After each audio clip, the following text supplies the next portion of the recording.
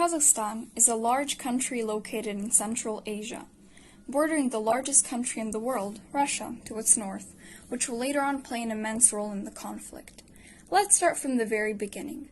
The original cause for the start of the protests was the increase in fuel by twice in price, which led to peaceful protests in Zhanaozyem. The protests, however, did not cease, even when the government decreased the prices for fuel.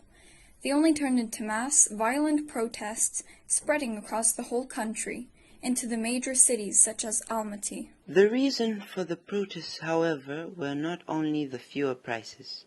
People were unhappy and tired of government.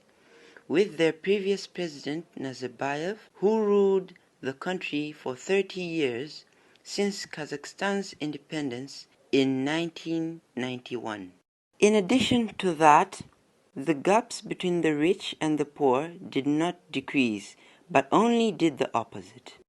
People wanted more equality and democracy, which Nazarbayev wasn't fond of, and to have the same possibility to influence the government and have a say in the political life of the country. People also believe that they do not benefit from the riches of the country due to corruption and fact that the oil flows abroad. People damaged governmental buildings and even set the Akimat Almaty administration building on fire, as well as broke cars, streets, shops, etc., which mainly caused by the marauders.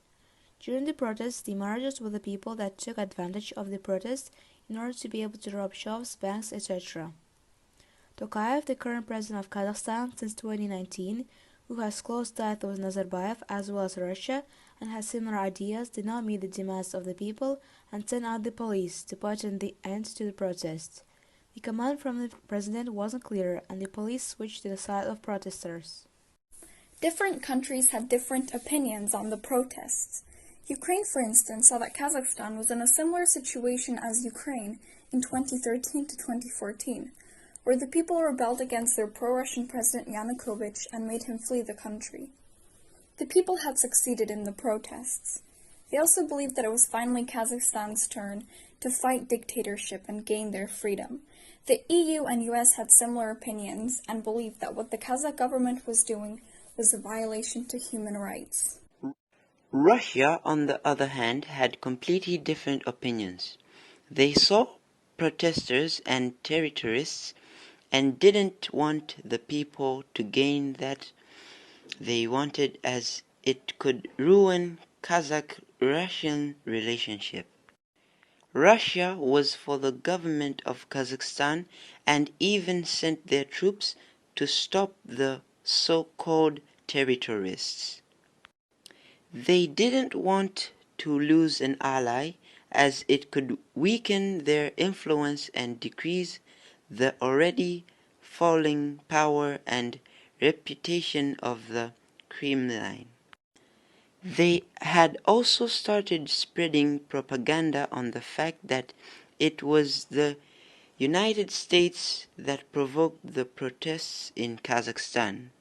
The Russian troops did succeed in suppressing the protests, and although some government officials in Kazakhstan were changed, 7 ministers, little to no change was made in terms of how the country is governed. But will this hold, or will there be a larger and more protests eventually? How long the dictatorship really holds, and what will people do as their rage grows?